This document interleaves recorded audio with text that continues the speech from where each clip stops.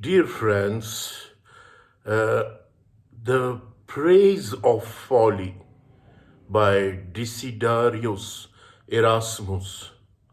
And this is a satirical speech written by a Dutch philosopher, Desiderius Erasmus, a scholar, theologian, born in Rotterdam, Holland, and Netherlands in 1466. So lifelong Catholics. He died in 1536. So this satiric piece is written in 1511, London, England. So the literary period of this piece was Renaissance. It is an essay, a satiric essay. The name of this is The Praise of Folly. So, the Praise of Folly is a satirical speech presented in the form of eulogy, which praises folly. It is delivered by a folly, personified as female deity to a crowded audience. Folly speech adheres to the structure of classical oration, being comprised of 6 parts: the exordium, the narration, the partition, the confirmation of or the arguments, and the peroration. Though the different sections are not delineated within the work, each section has notable characteristic. The exordium begins the oration and is designed to win the attention and interest of the audience. Here, Folly introduces herself, claiming to be a source of great joy for gods and mortals alike. She cites the excited looks of her audience as evidence and brags that she has accomplished with just her looks what other orators can only accomplish after a long speech. She concludes by declaring that she wants to play the role of rhetorician, but not the stuffy modern type who spends all their time arguing over small details. In the narration, Folly provides justification for her speech, dismissing those who would criticize her for praising herself, suggesting that it is more modest to praise oneself than hire someone to do so, which many of her contemporaries do. She also claims that orators have praised far inferior subjects anyway, so she might as well praise herself. To conclude, she claims that her speech will be improvisational and more authentic for it. In the partition, Folly express a refusal to be defined or divided into different parts. This is an ironic play on the formal function of the partition, which is traditionally the section where an overview of the subject is outlined and then broken down into its components. The next section is the confirmation or the argument, which comprises the bulk of the rest of the work. Folly begins this section by celebrating her heritage, citing her godly parentage as proof of her own greatness. She then gives reason why is worthy of divinity, claiming Folly to be responsible for most aspect of human life and happiness. From birth, marriage, and friendship to pleasure itself, she continues to justify her worth, claiming that all great deeds like war and civil leadership depend upon foolishness, and that even prudent action requires folly, not caution.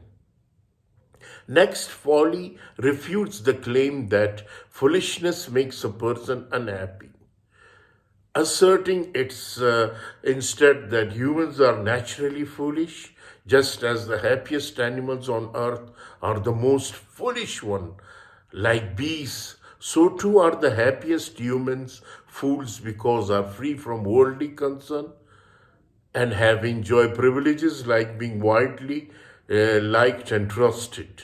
Folly continues her refutation of counter argument, disputing the idea that madness is bad. She points out that there are different forms of madness, many of which are benevolent and pleasurable. As evidence, she points to hunting, gambling, building, telling tall stories, all of which are mad but nonetheless give pleasure. Folly continues arguing that madness or delusion is also necessary for self-love and flattery. If people saw the world as it really was, they would neither love themselves nor know one another. Thankfully, however, Folly gives the gift of delusion, allowing people to find happiness, not be lonely. Folly moves on from madness to argue that she is greater than the other gods. While other gods are fickle and unreliable, Folly is always there. Unlike other gods, she also does not require sacrifices or temples to be worshipped, as all acts of human foolishness are as a testament to her, even if humans are not aware of it. Folly continues arguing that everyone in the world is a devoted follower of her, even the wise and the powerful. She claims that people from all walks of life would be helpless without folly, as nearly all occupations require some degree of foolishness.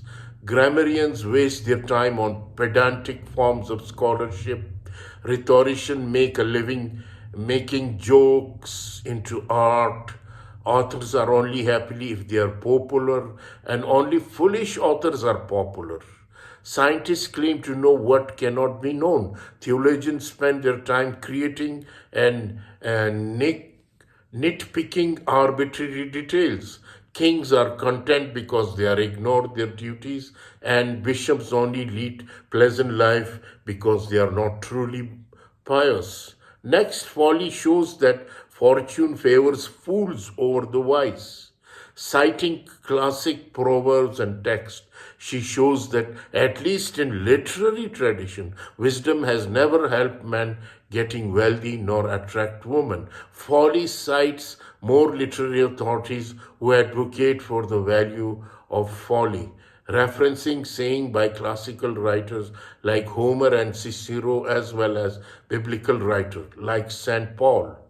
Folly further argues that even Christ and God value foolishness, with the former calling himself a fool on numerous occasions and the later forbidding Adam and Eve to eat from the tree of knowledge.